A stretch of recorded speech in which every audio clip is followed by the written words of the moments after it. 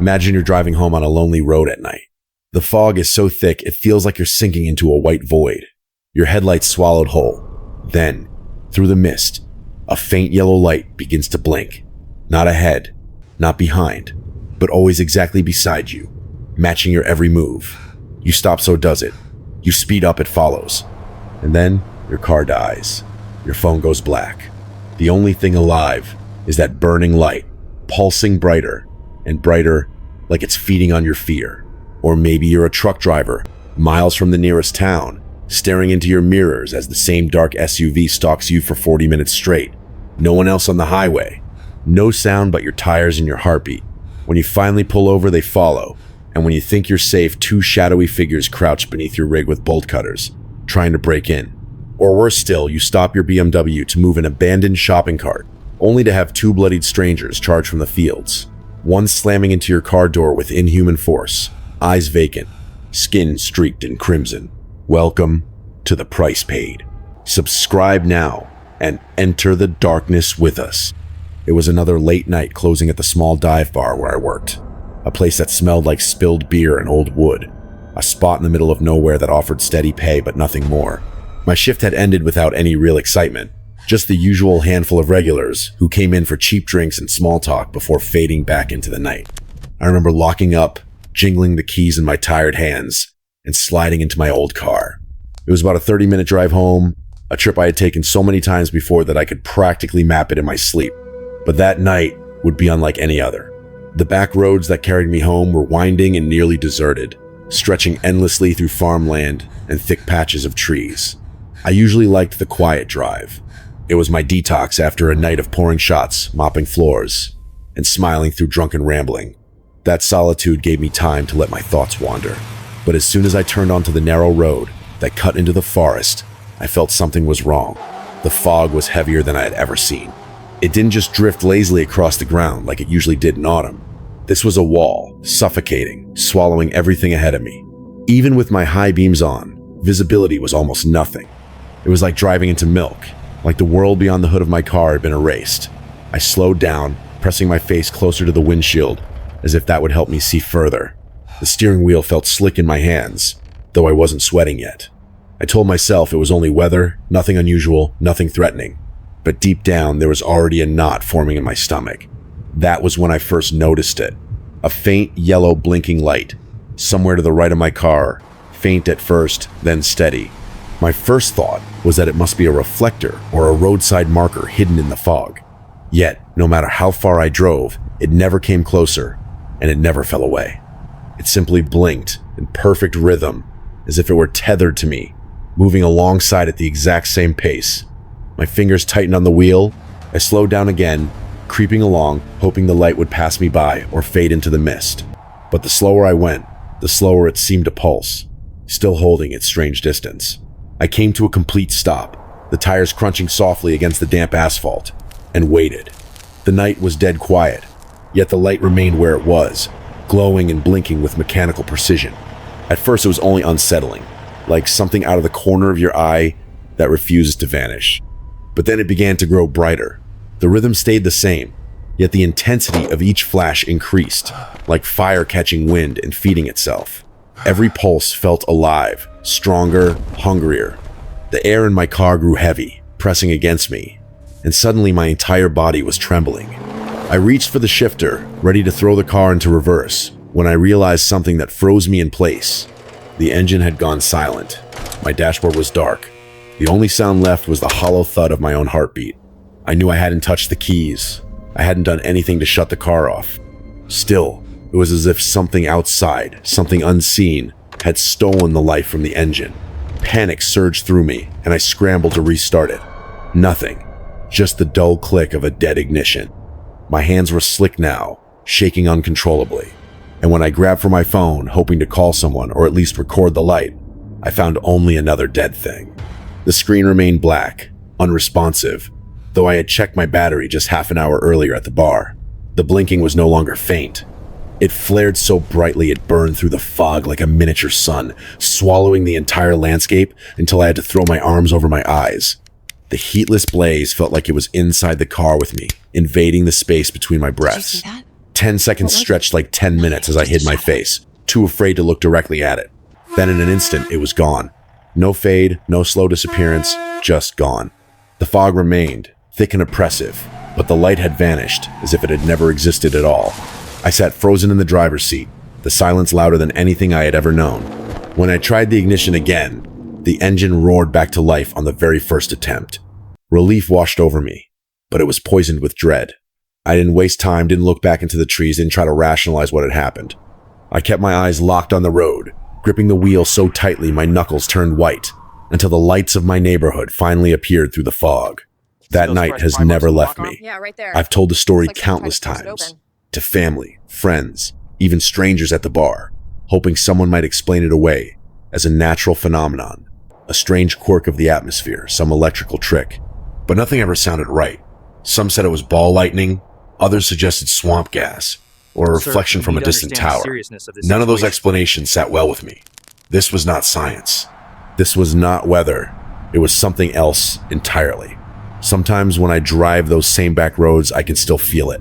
Not the light itself, but the memory of it, waiting just beyond my headlights, a phantom echo in the fog.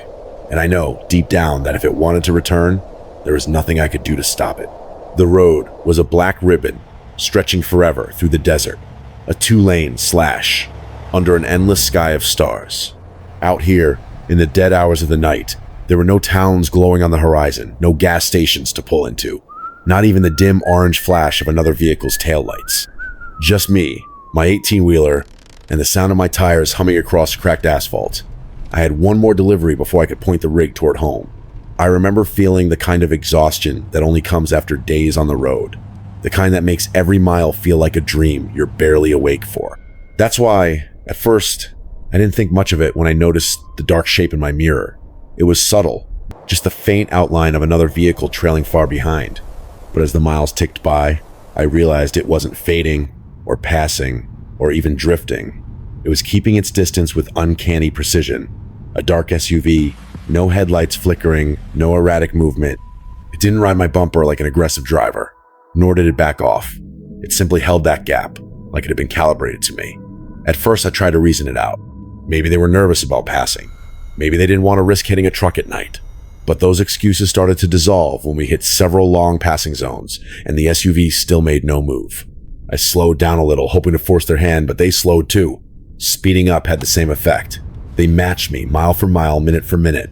There's a point on a lonely road when your instincts start to override your logic. The hair on my arms began to rise, even though the cab was warm. I kept glancing in the mirrors, watching that shape hover at the edge of the darkness. It felt less like a car and more like an animal stalking its prey, waiting for the right moment to lunge. Around 2 a.m, after nearly 40 minutes of this game, I spotted a small rest area coming up on the right. It wasn't much, just a dirt lot carved into the desert with a faded wooden shed, a couple of vending machines, and one flickering bulb that barely lit a circle of gravel. No other trucks, no other cars. I signaled, turned off the highway, and rolled to a stop. My plan was simple: stretch my legs, grab a soda, and let the SUV pass by. But when I cut the engine and looked back, I saw the glow of headlights entering the lot too. The SUV pulled in and parked way off in the far corner, half hidden in the dark. That flicker of fear in my stomach hardened into anger. Whoever they were, they had followed me all the way out here. I swung open the door of my cab, the cold desert air hitting my face like a slap, and climbed down. Gravel crunched under my boots as I started toward the SUV, making no attempt to hide my frustration. My shadow stretched long and thin under the weak bulb above the vending machines. I was halfway across the lot when the SUV's engine roared to life. Its headlights flashed on, blinding for a second, and then the tires spun, kicking up a spray of dust and gravel as it peeled out like a startled animal. It screamed past me and shot back onto the highway, taillights shrinking into the black until there was nothing left but swirling grit and silence. I stood there, heart pounding, trying to catch a glimpse through the tinted windows. Nothing, not even a silhouette, just my own reflection staring back at me in the dark glass as it sped away. Part of me was relieved. I figured that was the end of it. But another part of me felt a deep unease, like I'd just brushed against something I wasn't supposed to see. I wandered over to the vending machines, which turned out to be completely empty, and leaned against the shed, feeling my adrenaline drain away. The whole encounter had left me bone tired, my muscles heavy, my eyelids drooping. I did a quick walk around the rig, checking my cargo doors and locks. Everything was secure. Then I climbed back into the cab, cracked the window for some air, and let my seat recline. I've always been a light sleeper. Years on the road will train you that way. If someone's messing with your truck, you wake up. It's a survival instinct, like a dog guarding its food. I drifted off quickly despite the tension buzzing in my chest. Maybe an hour later, a sound pulled me back from the edge of sleep. It was faint, but in the desert silence, it cut like a blade. The soft crunch of footsteps on loose gravel. My eyes snapped open, my breath shallow. I didn't move. Instead, I reached out and pinched the corner of my window blind, just enough to see outside. Two figures crouched near the rear wheels of my trailer. They moved slowly, carefully, their dark clothes blending into the night. One held a small flashlight, flicking it in quick bursts toward the other, as if signaling. The other reached into a bag and produced what looked unmistakably like bolt cutters. Even from my vantage point, I could see them examining the latch mechanism, testing the lock. My heart hammered. I didn't have a weapon within reach. If they got the doors open, everything inside my load, my job, maybe my life would be gone. Without thinking, I slammed my palm against the air horn. The blast ripped through the silence so loud it rattled my bones. The reaction was instant. Both figures bolted like animals caught in a trap, sprinting back toward the brush at the edge of the lot. Gravel sprayed under their boots. Just as they disappeared into the dark, headlights appeared again, this time from the same SUV, roaring back into the lot with its lights off. It didn't stop. It just whipped around, almost spinning out, and vanished into the night once more, taillights blinking like the eyes of a predator retreating. My hand shook as I grabbed my phone and dialed the police. I wasn't even sure what to say at first. I told them everything: the SUV, the figures, the attempted break-in. They told me to stay put until a unit could arrive. It felt like forever before two officers pulled into the lot, their cruiser's lights splashing red and blue across the dirt. Together, we inspected the rig. Sure enough, there were fresh pry marks along one of the lower lock arms on the back of the trailer, exactly where those men had been crouching. The officer said they'd seen this before. Cargo thieves. It's more common than people think, especially on these long, lonely corridors where drivers are isolated. As they spoke, I kept glancing out at the highway. It was empty again, just a dark ribbon fading into nothing. But in my mind, I could still see the SUV's shadow gliding along behind me, patient, predatory, waiting for another chance. That was the night I learned how quickly a normal route can become a hunting ground. And every time I'm out there now, rolling through a desert under a sky full of stars, I can't help but check my mirrors more than I should, scanning for that shape just beyond the reach of my lights, wondering if it's still out there. Summer nights have always had a way of luring me out onto the open road. The heat lingers even after the sun goes down, and the breeze through the windows feels like freedom itself. That night, I was behind the wheel of my dad's BMW M3, a machine that begged to be driven fast, its engine humming like a promise. The highway was empty. No cops, no headlights in the distance, nothing but endless pavement under the glow of a pale moon. I turned off the stereo, preferring the music of the car itself, the rumble of the engine, the rush of air, the whisper of tires gripping asphalt. There was a certain recklessness in me that night, though I didn't realize it at the time. I wasn't speeding like a maniac, but I was pushing the car in a way I normally didn't. Each curve of the highway invited me deeper, daring me to see what the machine could do. And then, without warning, an urge struck me. Not logical, not practical, just primal. I wanted to leave the highway, to cut across the network of back roads where the turns were tighter, the space narrower, where I could really feel the car's handling. It was the kind of sudden compulsion you can't explain, the kind that whispers in your head until you give in. So I did. I took the next exit and followed an unlit road that wound through farmland and patches of woods. The air smelled faintly of soil and cut grass. The pavement was rougher here, lined with weeds and broken fences, the sort of road no one maintained anymore. The further I drove, the more isolated it felt. No houses, no lights, no signs of life. Just me, the car, and the night. I had just started to relax, weaving through bends with the kind of smooth precision the BMW seemed designed for, when something caught my eye. A flicker in the dark ahead, just long enough to make me tap the brakes. As my headlights swept forward, the shape became clear. Sitting in the exact center of the road was a shopping cart. I slammed the brakes harder, the tires screeching, my chest pressing into the seatbelt as the car lurched to a stop only feet from it. For a moment, I just stared, my pulse loud in my ears. A shopping cart? Out here? On a deserted farm road at nearly midnight? The headlights gleamed against the metal frame, making it shine unnaturally bright. Every instinct told me to drive around it and keep going, but curiosity has a way of digging in its claws. Against better judgment, I threw the car into park, flipped on the hazards, and stepped out. The night air hit me immediately, warm and damp, carrying the buzz of crickets. My engine ticked quietly behind me as it cooled. The road was silent otherwise, the fields stretching out as black seas on either side. I approached the cart slowly, half expecting to see groceries or belongings inside. But it was empty. Just an ordinary, battered shopping cart sitting exactly where it shouldn't be. My stomach tightened. It didn't make sense. Things like this don't just appear in the middle of nowhere without reason. I was turning back to the car when movement caught my eye. At first, I thought it was the wind stirring the crops, but then two figures burst from the farmland. They were running at full speed, their dark shapes cutting straight toward me. For a second, my brain refused to process it. Then instinct screamed louder than thought. I sprinted back to the BMW, fumbling with the handle, throwing myself into the driver's seat. The engine roared to life just as the first figure reached me. He slammed into the passenger door with a bone-jarring thud, his body colliding with the metal so hard the car rocked. I spun toward him, and that's when our eyes locked. I'll never forget them. Bloodshot, wild, unblinking. His clothes were torn, streaked with dirt and something darker that glistened wet under my headlights. His hair was tangled, his skin pale except for the smears across his face, mud, blood, maybe both. He didn't flinch from the impact. He didn't even seem to feel it. He just pressed against the glass, clawing at the door handle like an animal trying to get inside. My breath froze in my chest. Every ounce of confidence I had drained out in that moment. He wasn't angry or pleading or even human in the way he looked at me. His face was slack, expressionless. Yet there was hunger in his eyes, a hollow desperation that made my bones feel weak. The second figure lingered just beyond the beam of my headlights, pacing like a predator waiting for its chance. I couldn't make out details, only the shadow of someone moving too fast, too erratic. My mind screamed at me to act. I slammed the car into gear, swerved around the shopping cart, and punched the accelerator. The tires squealed. The night exploded into motion, and I left them behind. But not before I caught one last sight of the man's bloodied hand smearing across my passenger window, leaving streaks that glowed red under the lights. I didn't look back. Not once.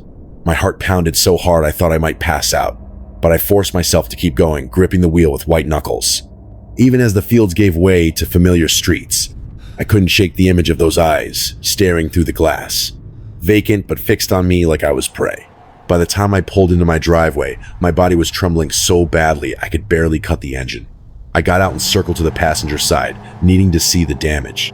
Blood was everywhere, splattered across the door, streaked along the mirror, smeared over the handle.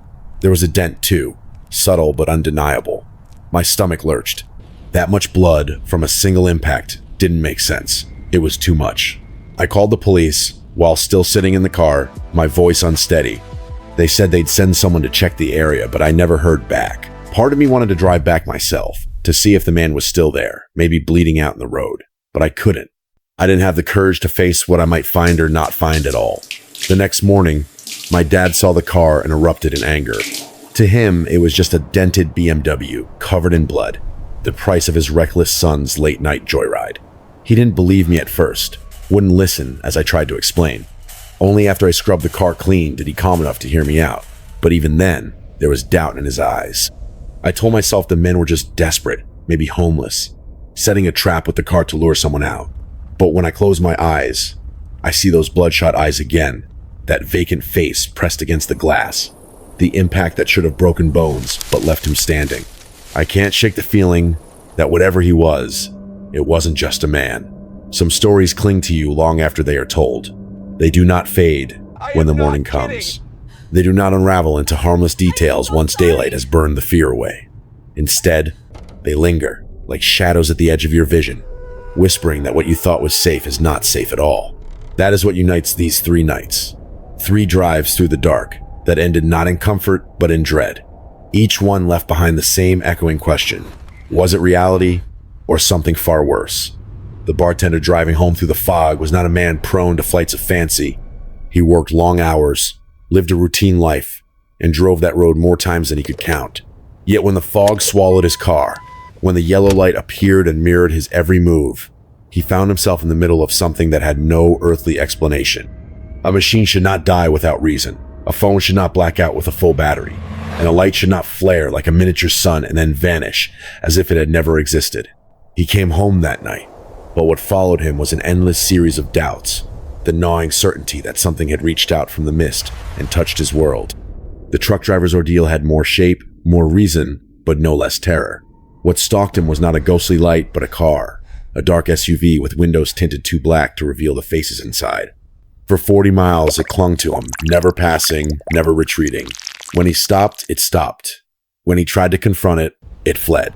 Yet it returned when he let his guard down, sending men with bolt cutters to pry into his trailer. That night, the desert was no longer empty. It was a hunting ground, and he was the prey. The police could explain it as cargo thieves, a crime with a human cause, but the memory of that SUV's patience and silence haunted him more than any rational explanation. Some predators wear faces, others do not. Then there was the young man in the BMW chasing freedom down empty roads. He thought he was in control until a shopping cart appeared where no shopping cart should ever be.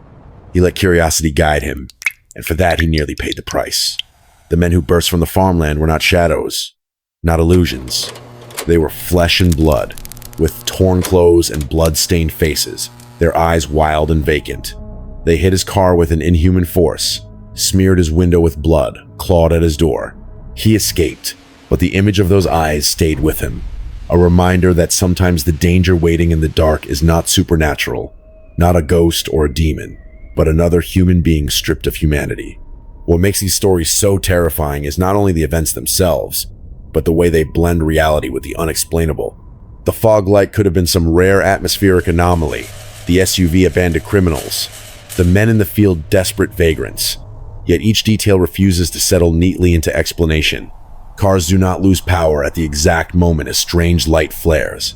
Thieves do not stalk a truck for miles without error, vanishing into the night with impossible precision.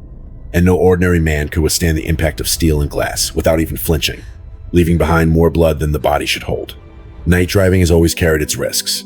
There is the danger of fatigue, of drunk drivers, of animals darting into the road.